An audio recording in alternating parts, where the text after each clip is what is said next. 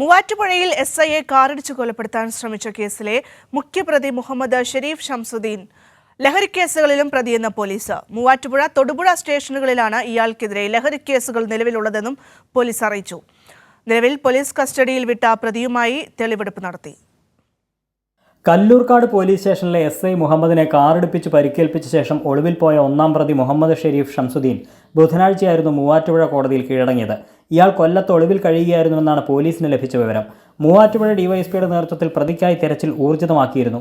പിടിക്കപ്പെടും എന്ന ഘട്ടമെത്തിയപ്പോൾ പ്രതി മൂവാറ്റുപുഴ കോടതിയിൽ കീഴടങ്ങുകയായിരുന്നുവെന്ന് പോലീസ് പറഞ്ഞു. ഇയാൾക്കെതിരെ ലഹരി കേസുകൾ നിലവിലുണ്ടെന്ന് പോലീസ് അറിയിച്ചു. മൂവാറ്റുപുഴ, തൊടുപുഴ പോലീസ് സ്റ്റേഷനുകളിലാണ് കേസുകൾ നിലവിലുള്ളത്. 2 തവണ ശിക്ഷ അനുഭവിച്ചിട്ടുണ്ടെന്നും പോലീസ് വ്യക്തമാക്കി.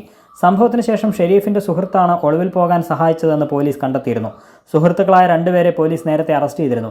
അതേസമയം പോലീസിന്റെ അപേക്ഷ പരിഗണിച്ച് കോടതി 5 ദിവസത്തേക്ക് കസ്റ്റഡിയിൽ വിട്ട പ്രതിയുമായി പോലീസ് തെളിവെടുപ്പ് നടത്തി. സംഭവ സ്ഥലത്തെത്തിച്ച് തെളിവെടുപ്പ് നടത്തവേ പ്രതി നടന്ന കാര്യങ്ങൾ പോലീസിനോട് വിശദീകരിച്ചു. വണ്ടി സ്റ്റാർട്ടിംഗ് പിടിച്ച് തിരിച്ചപ്പോ കാലി കയറി. അപ്പൊ ഞാൻ വണ്ടി സ്റ്റാർട്ടിംഗിലായിരുന്നു ആവശ്യപ്പെട്ടത് സ്റ്റിയറിംഗ് പിടിക്കേണ്ട കാര്യം വണ്ടി കയറി കഴിഞ്ഞാൽ ഞങ്ങളെ ആശുപത്രി എത്തിക്കണം പറയാൻ പാടില്ലേ? സാറെ പേടിച്ചിട്ട് പോയി. വണ്ടി എടുക്കില്ല കുറെ സാറ് അങ്ങനെ പറഞ്ഞില്ല, കേട്ടില്ല സാറേ. ഞാൻ വണ്ടി ആ സാർ സ്റ്റിയറിംഗിൽ പിടിച്ച് തിരിച്ചു.